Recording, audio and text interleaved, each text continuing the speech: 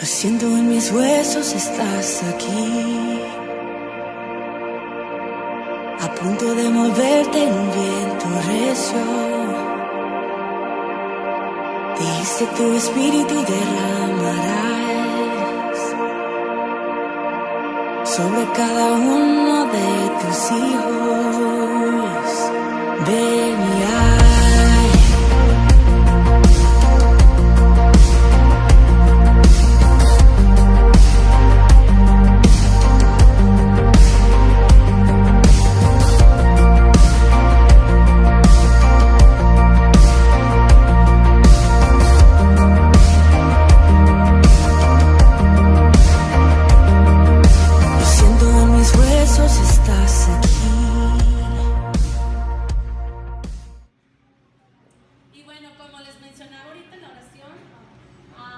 El tema es fe. La fe, nuestro pastor estuvo hablando el domingo pasado sobre cómo aprender a orar, ¿verdad? Aprender a orar, aprender a tener esa conexión con Dios. Entonces, yo estuve orando mucho y le dije, Señor, ¿qué hablo, no? Porque todo es en orden. Primero es aprender a renovar nuestro entendimiento, luego tocó el tema de aprendiendo a orar. Pero ¿qué tal de la oración con fe? ¿Qué es lo que tenemos por concepto de la fe? ¿Qué es lo que entendemos? ¿Qué será la fe? Entonces, esta tarde yo te quiero hablar de esa herramienta que es súper importante y que va junto con la oración, y es la fe. La fe. Y me gustó mucho algo que posteó Rosa María ahora en la tarde y se los quería compartir. Decía ella, el futuro es tan brillante como tu fe, ¿sí? O sea, nuestro futuro depende de nuestra fe. ¿A qué le llamamos fe? Entonces, cuando yo estuve pensando todo esto, se me vino a la mente Salmos 42:11, cuando dice, en Dios pondré mi esperanza. Y esperanza y fe van de la mano, ¿no? Porque no podemos tener esperanza si no tenemos fe en algo o en alguien, ¿no? O sea, la esperanza es como esperar, ponerla en algo. Y tampoco podemos tener fe sin esperanza, porque la esperanza es lo que estás esperando, ¿sí? Entonces dije yo, wow, o sea, es cierto, la fe y la esperanza van totalmente de la mano. Y cuando pensaba esto, se me venían a mi cabeza muchas preguntas, ¿no? Y la primera dije yo, ¿cómo estamos haciendo nuestras oraciones? ¿Cómo es que estamos orando? ¿Cómo es que nos estamos acercando al Padre? ¿Cómo es que estamos orando? En realidad estamos esperando en esa esperanza en Dios, porque dice el versículo de Salmos, mi esperanza está en Dios y mi fe también, ¿sí? Pero a lo mejor yo dije yo, ¿cómo hago mis oraciones? ¿Realmente hay fe o solamente es una oración vacía, una oración tirada al aire? Yo, por ejemplo, no menosprecio, porque muchas veces vivimos una vida muy apurada, y más aquí en los Estados Unidos. A veces cuando nos bañamos estamos así como que, Señor, gracias, y vamos en el carro y, Señor, te encomiendo mi día, y hacemos así como que oraciones chiquitas, ¿no? Pero oraciones vacías, me refiero a cuando vamos por ahí y luego se nos mete otro pensamiento y luego se nos suena el teléfono y contestamos y luego, ¿en qué iba? ¿En qué parte me queda la oración? Entonces, muchas veces, cuando no tenemos ese tiempo con Dios, esa intimidad con Dios, hay a veces que nuestras oraciones no son despreciadas, pero a veces son súper apuradas y ni tan siquiera le ponemos un enfoque o nos podemos desahogar por la falta de tiempo, porque vamos apurados. Y dice Mateo 6:6, mas tú, cuando ores, entra a tu aposento y cierra la puerta, dice. Cierra la puerta, desconéctate, apaga tu teléfono, que nadie te moleste. Y ahí en lo secreto, ora a tu Padre, ¿sí? Y en lo secreto, dice, Dios te compensará, dice, ¿no? Entonces, todos tenemos 24 horas, ¿no? Todos tenemos el mismo tiempo, ¿estamos de acuerdo? Todos tenemos la misma durabilidad del día. Entonces, se me venía la pregunta en mi mente, ¿cómo administro el tiempo? ¿Tengo un tiempo para encerrarme y desconectarme con Dios?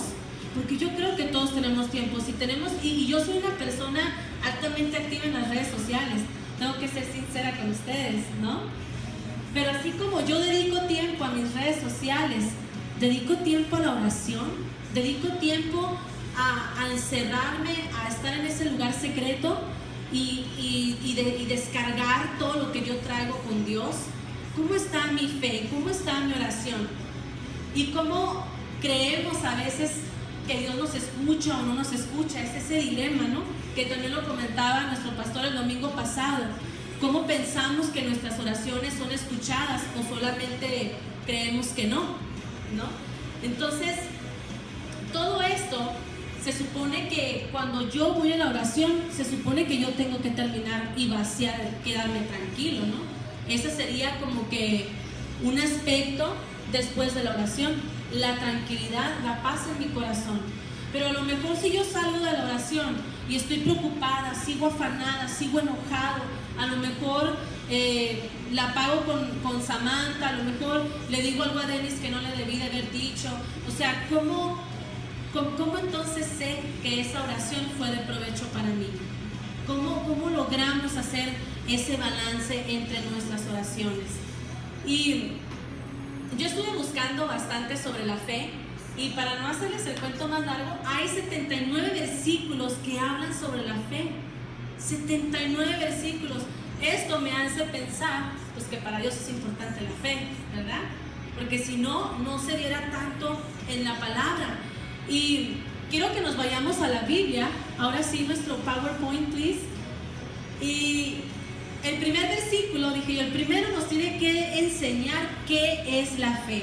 Y lo dice Hebreos 11:1.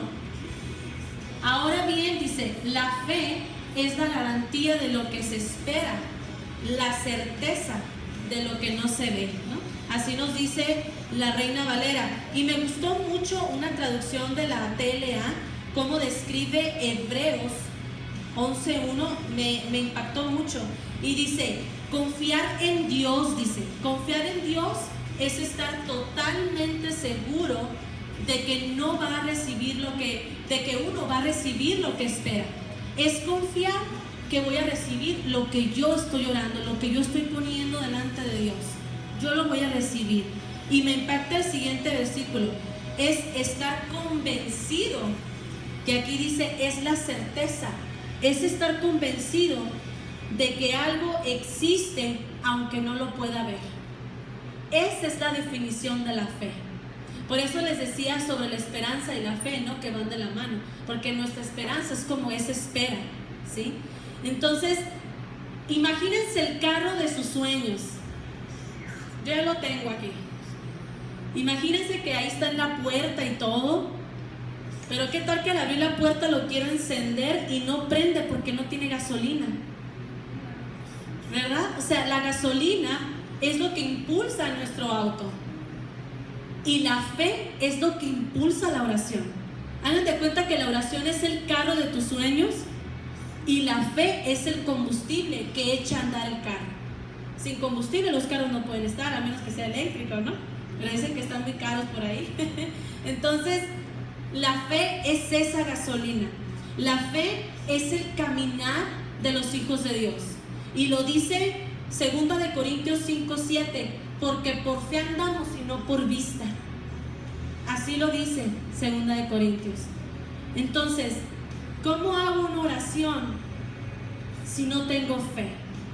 Pero hay algo más adelante que todavía me impactó. Y lo digo, este es nuestro caminar cristiano, porque por fe creemos que hay una cruz, ¿sí o no? Por fe creemos que Jesús murió por ti y por mí.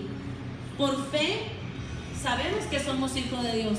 Por eso el caminar de un cristiano es la fe, ¿sí? Pero hay algo que me impacta todavía más.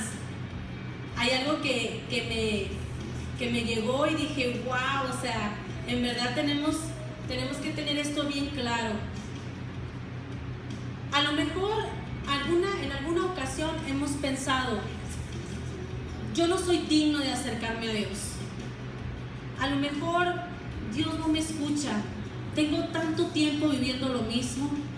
Hay tantas situaciones por las que he pasado, de las cuales pues empiezo a creer que Dios no me escucha, ¿no?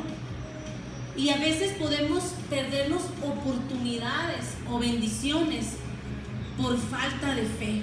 Es algo bien tremendo. Cuando yo estaba leyendo esto, dije, wow, o sea, es cierto. Yo puedo perder bendiciones y puedo perder las cosas que Dios tiene para mí por la falta de mi fe. Entonces, cuando, por ejemplo, les quiero poner un ejemplo rapidito. Por ejemplo, si nuestra fe no se acciona en una oración, pues la oración es vacía, ¿no? Como lo comentábamos, ¿sí? Pero por ejemplo, si yo creo que camino y Dios me pone oportunidades, a lo mejor me pone oportunidad para abrir un negocio, a lo mejor me pone una oportunidad para un nuevo trabajo, a lo mejor me pone una oportunidad para estudiar y digo, no es para mí. A lo mejor en ese negocio tendría que invertir todo mi dinero y no, o sea, lo voy a perder. Y no sabes si por ahí Dios está abriendo la puerta para que tú tengas un negocio. Eso es falta de fe.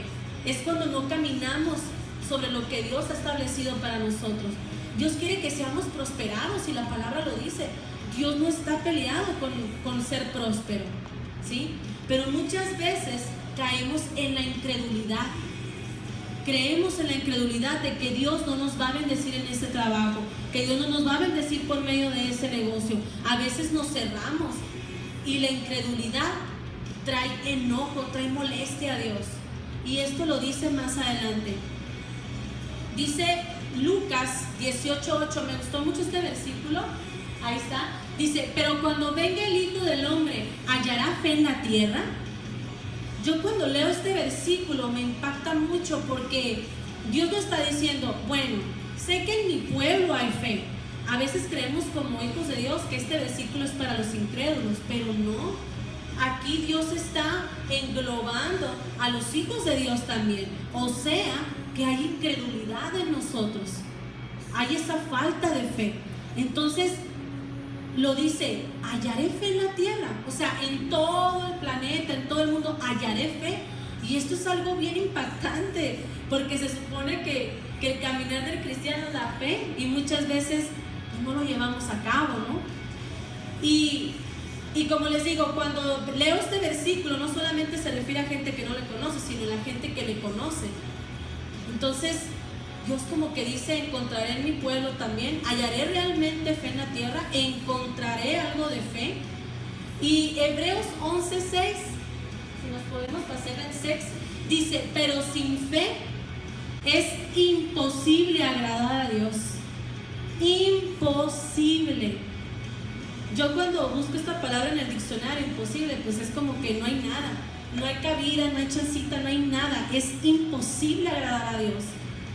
Entonces muchas veces, iglesia, el que no se nos responda a una oración tiene que ver por la falta de fe, por nuestra incredulidad, por cómo estamos acercándonos a Dios, con qué fin estamos llegando a Dios. Porque sin fe es imposible agradar a Dios y porque es necesario que el que se acerca a Dios crea que le hay. O sea, fe. Creer es fe. Crea que le hay y que es galardonador de los que le buscan. Galardonador es como un premio, que somos premiados por buscar a Dios, ¿sí? Y a veces, como les digo, por nuestra falta de tiempo, por la vida tan apresurada que tenemos, pues a veces se nos complica un poco encerrarnos y tener como un tiempo de intimidad con Dios, pero Dios nos lo demanda. A lo mejor, como les digo, tenemos que administrar nuestro día a día y ver una ocasión en la cual yo tenga que decirle a mis hijos, hijo, dame 5 minutos, porque no se trata de tiempo, dame 5 minutos, dame unos, no sé, 10 minutos y te encierras en el baño y haces tu oración ahí, Señor, clamas a Dios y le dices, Señor, ¿sabes qué? Y le cuentas tu día, ¿sí? Le cuentas tu día, porque eso es la oración, es un desahogo con Dios. Entonces, de alguna forma, la Biblia nos dice, por medio de este versículo, que la incredulidad molesta a Dios. La incredulidad hace que Dios se enfade. Es como si Samantha me estuviera pidiendo a cada rato cosas y yo se las diera, pero no hubiera felicidad en ella. ¿Sí? Eso me molestaría. O sea, digo, ¿qué onda, Samantha? O sea, ¿no te bastó con lo que te di? ¿Qué pasó? ¿Por qué vienes con la queja y la queja y la queja, o molestándote, o qué pasa? Entonces a veces pienso que así Dios ha de pensar, ¿no? Oye, ¿qué onda, no? Le doy trabajo, le doy salud, le doy bienestar, un techo, comida, y todavía está así, o sea, todavía está quejoso. Y más adelante vamos a ver una historia que habla de eso. Pero sí, en realidad, los incrédulos irritamos a Dios y por lo tanto no sabemos aprovechar las bendiciones de Dios, porque esa incredulidad no nos deja avanzar en la fe, ¿sí? Hay tres cosas que paralizan la fe: el miedo, la incredulidad, definitivamente, y el no creer, o sea, el tenernos ese tope. También muchas veces los argumentos que ponemos en nuestra mente también son otro tope para no caminar en fe. Hay a veces que tenemos tantos argumentos en nuestra mente que no nos dejan pensar y no nos dejan oír la voz de Dios. No nos dejan oír ese plan que Dios tiene para nosotros, que es cuando lo sabemos en la intimidad, ¿sí? Entonces, en verdad que el miedo, la inseguridad y la incredulidad son tres cosas que matan y paralizan nuestra fe totalmente. No es como que dejan una rendijita, ¿no? No, la matan totalmente. Entonces, en el Éxodo 17:2, si podemos pasar a la siguiente. Esta historia me impactó un chorro y habla de lo que he mencionado anteriormente.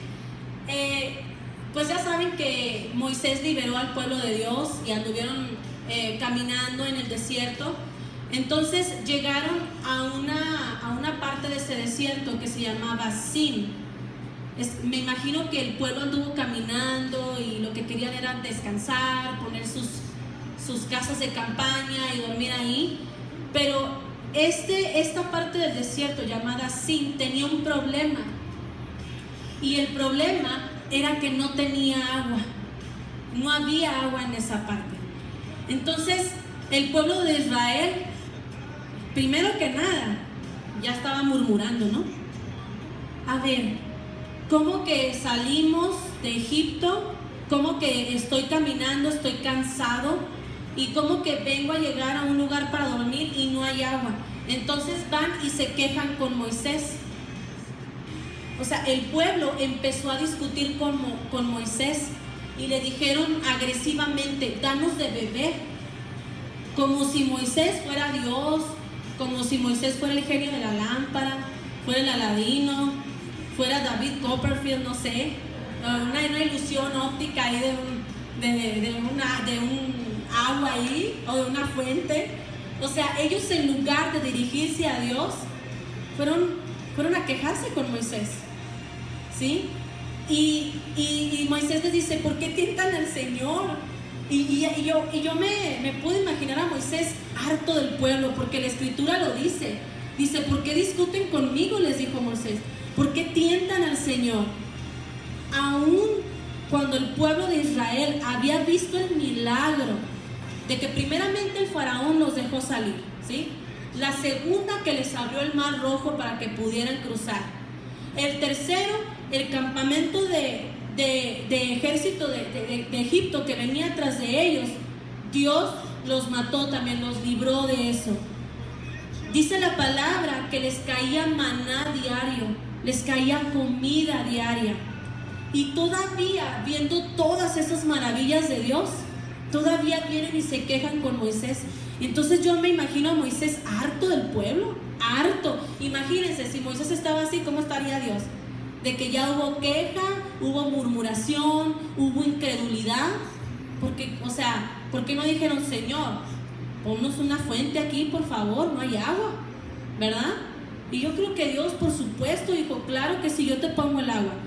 Y ya después Dios le dice a Moisés le dice, no, pues ¿sabes qué? Mira, ve a tal piedra, háblale y de ahí va a salir agua. Pero Moisés estaba tan enojado, se dejó contagiar por el pueblo de Israel, que golpeó la piedra en lugar de hablarle. Y ahí Dios lo castigó y le dijo, Moisés, ¿sabes qué? No vas a entrar a la tierra prometida, la vas a ver, pero no vas a entrar. ¿Por qué? Porque no obedeciste a mi instrucción. Yo te dije hablar, no golpear. Y muchas veces, iglesia, podemos caer en esos errores, ¿sí? Por falta de nuestra incredulidad y por dejarnos contagiar de lo que está a nuestro alrededor. Porque a nuestro alrededor hay muchas noticias malas, ¿sí o no? ¿Verdad? Hay muchas noticias que vemos en las noticias y en lugar de animarnos, nos desaniman, la verdad. Entonces, ¿qué es lo que estamos dejando entrar a nuestros oídos?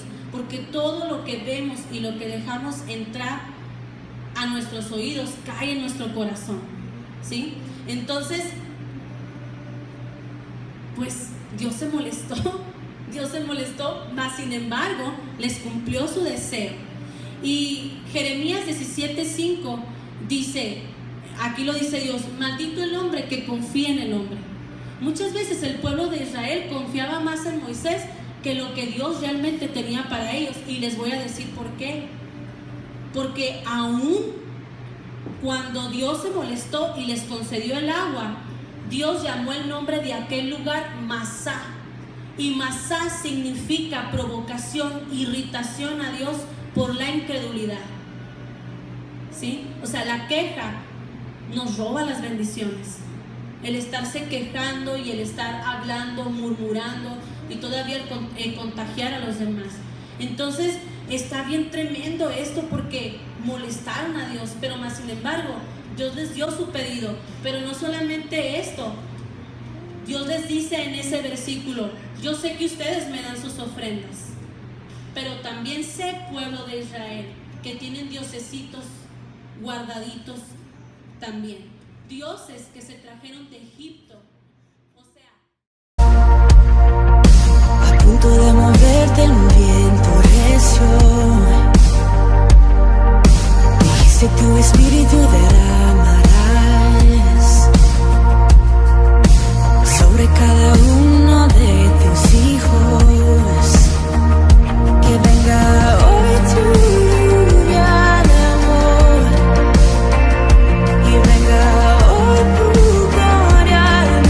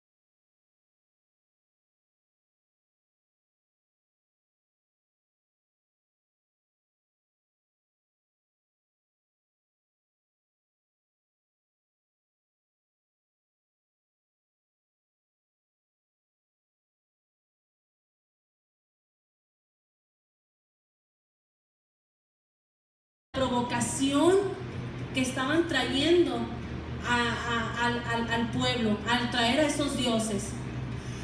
Entonces ocultaban dioses.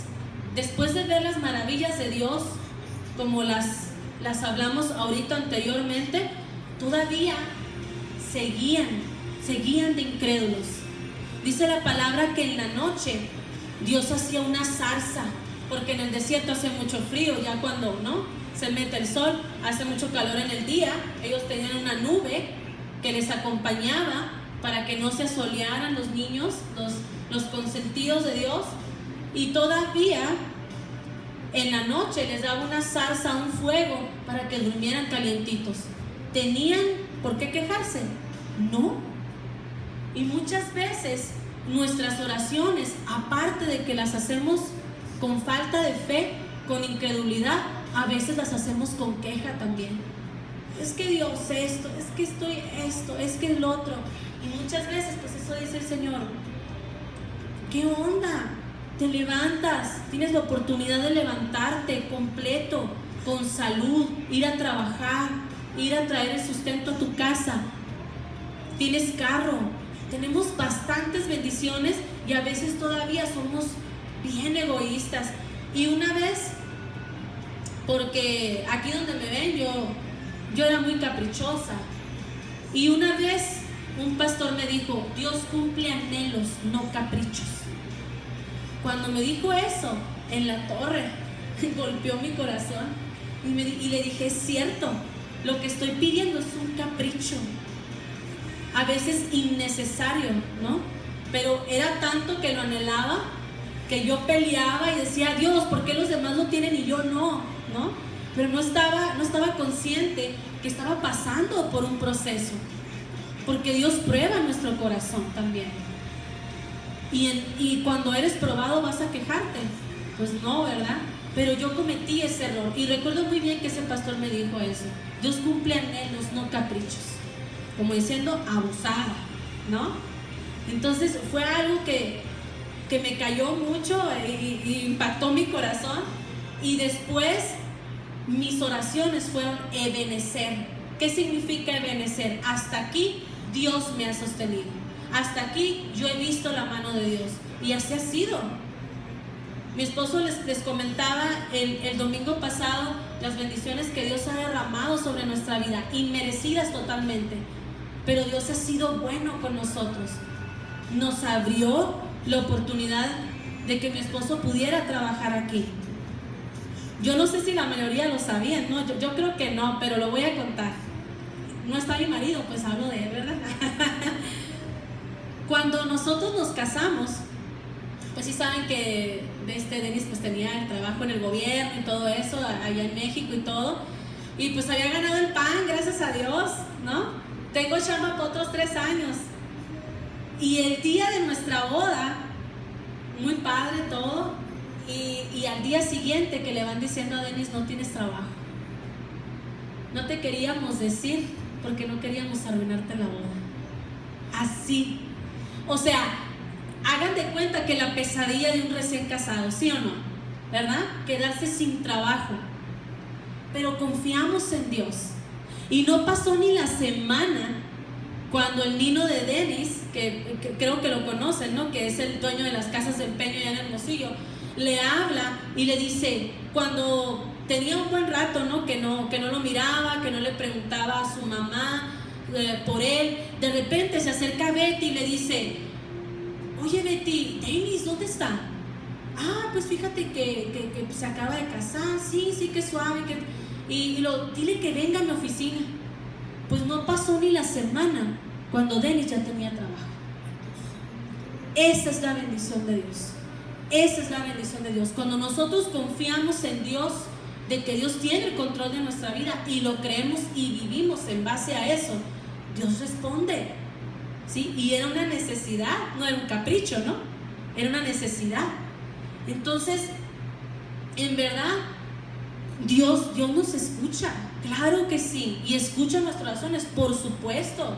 Recuerdo también que cuando ya pasó tiempo, ya estaba Denis también por terminar ya una temporada ahí, y llorábamos a Dios, Y resulta que de la nada, un amigo de aquí del consulado le dice a Denis, ¿sabes qué? Me voy a ir a estudiar al servicio exterior para una plaza para cónsul o para jefe. Entonces le dijo, quiero darte mi plaza. Y estábamos orando por un trabajo nuevo, porque Denis, por ciertas circunstancias o cosas, ya no quería estar ahí, que fue de bendición, no el empleo, pero por ciertas cosas se le hacía muy monótono el trabajo y no tenía mucha chance de crecer. Y pedimos otro trabajo, cuando también a los pocos días le habla a esta persona y le dice, Denis, me voy a ir al servicio exterior y quisiera dejarte a ti mi lugar. Ven y vente a la entrevista. Recuerdo que nos venimos para acá y Dios le da el trabajo a Denis. ¿Por qué? Porque estamos caminando sobre la voluntad de Dios, ¿sí? Y esa persona que fue de bendición para nosotros, ahorita es cónsul de Phoenix. Fíjense cómo Dios, cuando nosotros creemos, nos conecta con personas claves, con personas que van a ser de bendición, porque la bendición de Dios viene por medio de otras personas. Nosotros somos el canal de bendición para alguien más. Y ese fue un testimonio bien padre que nos tocó vivir, pero es Dios. Él es el que tiene el control de nuestra vida, y a veces pues nos cuesta, ¿verdad? Nos cuesta un poco de trabajo creerle. Pero a lo mejor ustedes se podrán preguntar en esta tarde, ok, Giovanna, perfecto, ok, mi oración sin fe, ok, quedó entendido, pero ¿cómo tengo que orar? ¿Cuál sería para mí una oración modelo para yo poder saber cómo tengo que orar a Dios? Y hay una escritura que me gusta mucho, bueno, una historia más bien, que fue la que me sostuvo durante 3 años, esa historia en la Biblia. Durante 3 años, yo ahorita les voy a contar por qué. Hay una mujer en la Biblia que se llama Ana. No sé si ustedes habían escuchado de Ana, la mamá del profeta Samuel. Algunos la habían escuchado. Y la historia de ella, para mí tuvo un gran impacto, porque yo no podíamos tener hijos, Denis y yo. Durante 3 años estuvimos intentando. Se atendió él, me atendí yo, nos daban diagnósticos como que pues ninguno de los dos, ¿no? Ahí como que pues Denis no está bien esto, Giovanna tampoco está bien el otro, o sea, para nosotros era imposible. Y recuerdo que estando aquí, el ginecólogo que me estaba atendiendo me dijo, Giovanna, ¿sabes qué? Ya intentamos como 6 meses de tratamiento y no quedas embarazada, me dijo. Yo ya no te puedo dar ese mismo tratamiento más de 6 meses, me dijo. Vas a tenerte que ir a una clínica de fertilización. Entonces, cuando el doctor me dice eso, yo me echo en un mar de lágrimas. ¿Por qué? Porque nuestro seguro aquí no nos cubría una clínica de fertilización. Si en México eso es caro, imagínense aquí. Es carísimo. Era imposible para nosotros ir a una clínica de fertilización. Claro, si Dios lo ponía, nos bendecía por medio de alguien. Y recuerdo que los hermanos en la iglesia me dijeron, para animarme, me dijeron, hacemos una venta, una vendimia, mira, vamos a poner, y recuerdo que en esa ocasión yo sentí tanto el respaldo de mi iglesia en esa ocasión.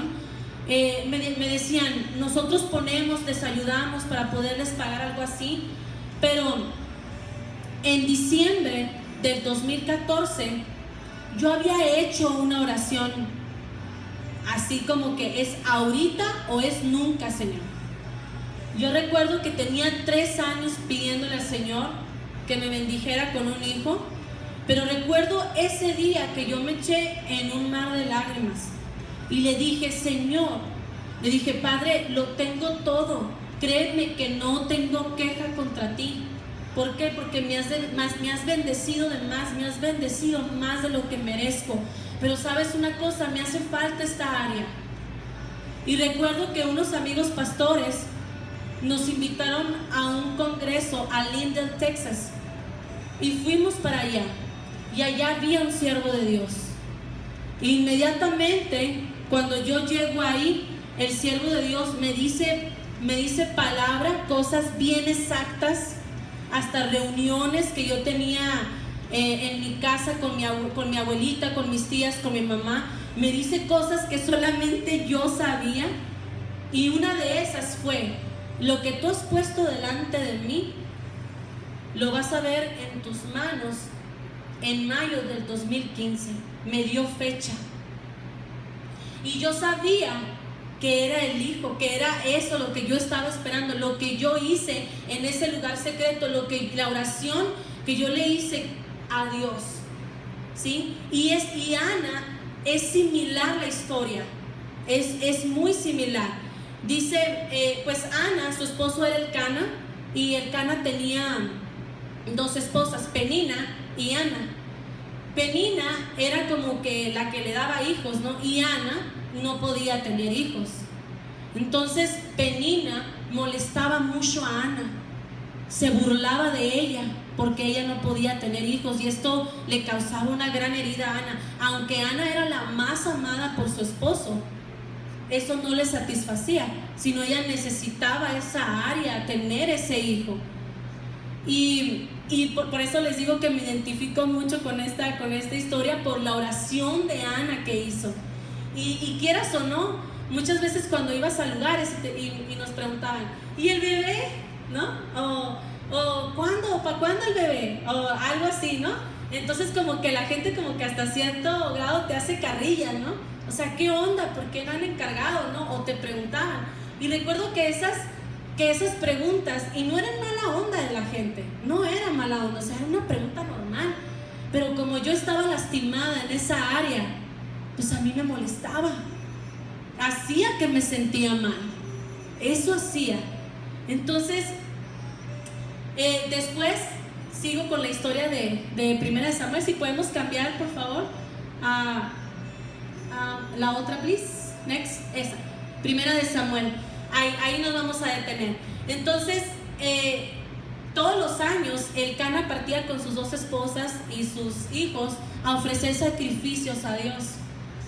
Entonces, dice la historia que les daba una porción a cada esposa con su hijo, porque pues la expiación del pecado tenía que ser personal, ¿no? Ya lo hemos estado hablando en los martes, tenía que ser personal. Pero a Ana, Elcana le daba doble porción. ¿Por qué? Porque él la amaba, era su consentida.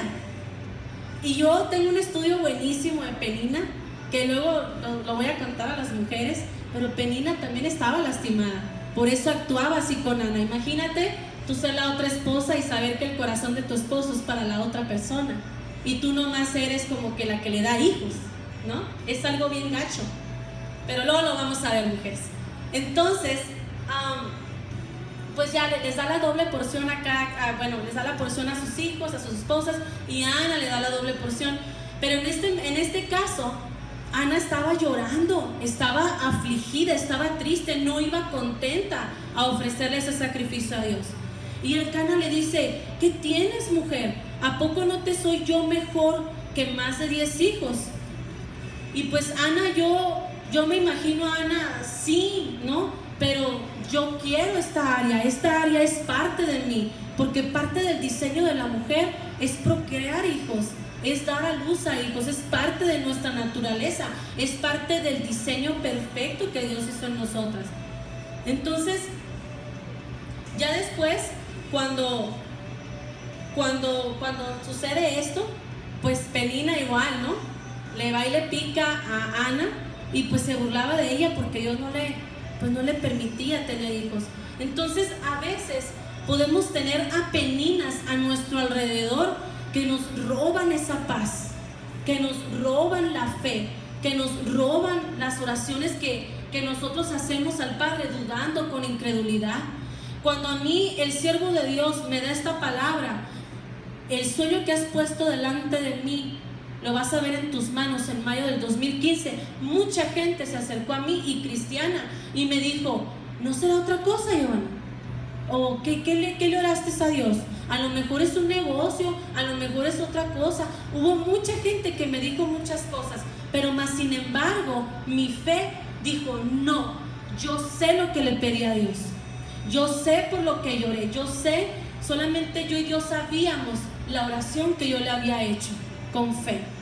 Y a veces, iglesia, tenemos peninas a nuestro alrededor que nos roba la fe, nos roba con sus comentarios a lo mejor un poco negativos, un poco pesados, y a veces nos dejamos ir. Entonces tenemos que aprender a cerrar oídos a la gente que está a nuestro alrededor, que es negativa, que no tiene un buen consejo para nosotros, que en lugar de levantarnos, parece que quieren, ¿no?, jalarnos hacia abajo. Entonces tenemos que tener mucho cuidado con esto. Entonces decía aquí el versículo 1 de Samuel 9: después de comer, Ana se levantó. Fíjense nada más. Ana se levantó calladamente, dice, y se fue a orar al pueblo. Sí, está bien. Y se fue a orar al pueblo. Primero que nada, Ana tomó la decisión de salir de su condición, porque ella pudo quedarse ahí tirada, siguiendo lamentándose, pero ella dijo: no, yo tengo que hablar esto con Dios. Ella se levantó y calmadamente se fue a orar al santuario, calmadita, sin decirle a nadie. Y el sacerdote Elí, que era el encargado ahí de la iglesia, estaba sentado en una silla cerca del santuario, y Ana estaba muy triste y lloraba mucho lloraba al Señor. Yo me imagino a Ana totalmente desconsolada. O sea, Señor, tengo un problema, tengo una herida en mi corazón, tengo algo, tengo esto que me está molestando. Y le hizo una promesa a Dios. Fíjate, se levantó de su zona de confort, salió, fue a orar a Dios, se desahogó con Dios y le hace una promesa. Una promesa, ¿qué significa? Una promesa es un pacto. Yo recuerdo que cuando nos dieron la palabra, el siervo de Dios, después vinieron otros amigos pastores y nos dijeron: hagan un pacto, páctenlo, no importa la cantidad, lo que Dios quiere es obediencia. Y Ana pactó con Dios, y adivinen qué les dijo. Le dijo: Señor Todopoderoso, mira lo triste que estoy, acuérdate de mí y no te olvides, le dice. Si me concedes un hijo, te lo entregaré a ti.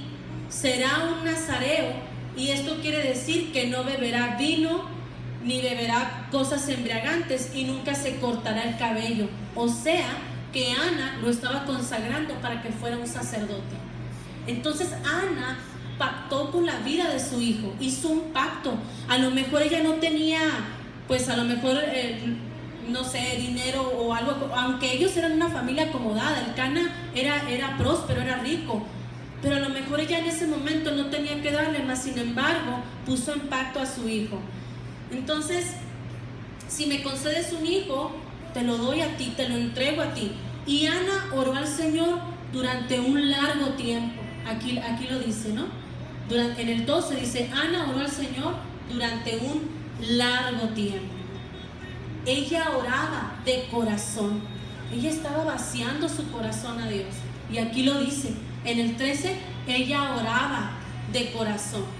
Aunque sus labios se movían, no pronunciaba palabras en voz alta. O sea, que era en secreto, que nadie se enterara. A ella no le interesaba que el sacerdote Elí se diera cuenta. A ella le interesaba que Dios escuchara su corazón. Y entonces, pues para esto, Elí, como veía, yo me imagino así a Ana hincada y nomás así sus labios moviéndose, pues Elí pensó que estaba borracha, ¿no? Y le dijo: has tomado demasiado. Y le dice: es hora de guardar el vino. La reprende. Entonces Ana, para esto, cuando le dice esto el sacerdote, le contesta: gracias, le contesta: Señor, no he tomado vino ni cerveza, estoy muy afligida. Y le estaba contando mis problemas al Señor. No pienses que soy una mujer mala, le dice. He estado orando todo este tiempo porque estoy muy triste por tantos problemas. Aquí lo dice: estoy muy triste por tantos problemas. Ahí estaba vaciando su corazón. Entonces le dice Elí: ve en paz, que el Dios de Israel te dé lo que tú pediste. Y Ana le dice, luego Ana se fue, le dice Ana, espero que usted tenga un buen concepto de mí. O sea, todavía ella se preocupó por lo que el sacerdote estaba pensando de ella. Entonces muchas veces si tenemos que irnos a arrodillar a Dios, a vaciar nuestro corazón, no tenemos por qué tener vergüenza, aún en la iglesia. Si me ve alguien más, si me ve tirada, si me ve como sea, es algo que yo tengo con Dios, nadie más. Entonces Ana se fue, dice el siguiente versículo, Ana se fue, comió algo y se sintió mejor. Esto es algo que tiene que pasar con nuestra oración. Nos tenemos que sentir mejor. ¿Por qué? Porque vaciamos nuestro corazón, le dimos a Dios todos nuestros problemas y debe de haber esa paz que sobrepasa todo entendimiento que dice su palabra. Y Ana estaba lista para ofrecer el sacrificio. Dice la palabra que se levantó temprano en la mañana siguiente y junto con el Cana y la familia se levantó, adoraron al Señor y luego regresaron a su pueblo de Ramá. Y el siguiente versículo dice el nacimiento de Samuel. El nacimiento de Samuel es uno de los profetas principales en la Biblia que ungió a 2 reyes de Israel. ¿Hay propósito en la oración con fe? Por supuesto que hay propósito, claro que sí. Entonces a mí me encanta esta historia de Ana, porque yo me identifico mucho con ella. Y exactamente, Dios me dio la prueba de embarazo en mayo del 2015. Ahí me enteré que yo estaba embarazada. ¿Dios cumple sus promesas? Claro que sí, claro que sí. Él está pendiente, Él está pronto a oír nuestras oraciones con fe, nuestras oraciones vaciando nuestro corazón. Y después, como les digo, ella tomó una decisión de levantarse y no quedarse ni un minuto más en esa tristeza. Vació su corazón, ella entregó con fe su oración que Dios estaba haciendo bajo su aflicción. ¿Y cuál fue el resultado? Pues que Ana tuvo a Samuel y ella cumplió. Ella lo entregó al sacerdote, dice que al sacerdote Elí, dice que después de que lo destetó, se lo entregó al sacerdote para que sirviera en el altar de Dios, y ahí estuvo. Pero la palabra dice que no fue el único hijo que tuvo Ana, sino tuvo más hijos. Por supuesto, Dios, claro que toma nuestros pactos y nuestras oraciones. Para el que cree, todo lo es posible, dice Marcos 9:23. Y saben, para cerrar, yo quisiera darte estos puntos ya para cerrar de los aspectos que una oración debe tener. Primeramente, fe. Nuestra oración tiene que ser con fe. Nuestra oración tiene que ser con humildad y constancia. A veces, como estamos acostumbrados a que todo se nos dé bien rápido, yo le llamo a esta generación microwave, porque todo lo queremos inmediato. Todo queremos, si queremos calentar algo, a los 15 segundos lo tenemos, a los 10 segundos, pero tenemos que ser constantes en Dios. No podemos saber el proceso que estamos pasando. Y en mis momentos más difíciles también me agarro de este versículo que dice, para los que aman a Dios, todo obra para bien. Aunque sea una situación difícil, aunque sea un desierto, lo que sea, todo para los que aman a Dios, todo obra para bien. Una enseñanza hay sobre de eso. Entonces, aspectos: fe, humildad, constancia, adoración, porque después ella fue agradecida, aunque no veía todavía que estaba embarazada. Ella adoró con fe, creyendo que Dios le iba a dar ese hijo. Adoración, gratitud, dar gracias. Y la decisión, fe, humildad, constancia, adoración, decisión y gratitud. Son estos aspectos de los cuales nuestra oración tiene que tener, ¿sí? Y antes de despedirnos, yo quisiera hacer una oración. Si nos podemos poner de pie antes de cerrar ya este servicio. Nos podemos poner de pie y vamos a orar con todo nuestro corazón. Le vamos a decir: Padre, te damos gracias. Gracias por este mensaje. Gracias porque tu palabra llega a tiempo a nuestras vidas, Señor. Gracias porque tú eres un Dios bueno, un Dios que escucha, un Dios que nos da más de lo que podamos imaginar, un Dios que nos da más de lo que podamos, de lo que nosotros podamos merecer. Nosotros primeramente te damos gracias, Señor. Gracias. Y ayúdanos, Padre, para que nuestras oraciones sean en fe, Señor. Cancelamos y sacamos de nosotros, vaciamos nuestro corazón y sacamos toda incredulidad, toda amargura, toda queja, todo lo que nos está impidiendo, Señor, que nuestras oraciones lleguen hasta tu trono. Yo te bendigo, Padre, te bendecimos en el nombre de Jesús. Asimismo, en este mismo espíritu, Señor, te damos gracias por las ofrendas, por los diezmos que tú vas a estar trayendo esta tarde a mis hermanos. Y yo te pido, Señor, que tú les multipliques al 100 por 1, Señor, cada billete que ellos depositen en tu alfolí. Te damos gracias, Señor, y yo bendigo sus trabajos y bendecimos todo lo que toque en sus manos. Todo trabajo sea prosperado al 100 por 1 en el nombre de Jesús. Amén.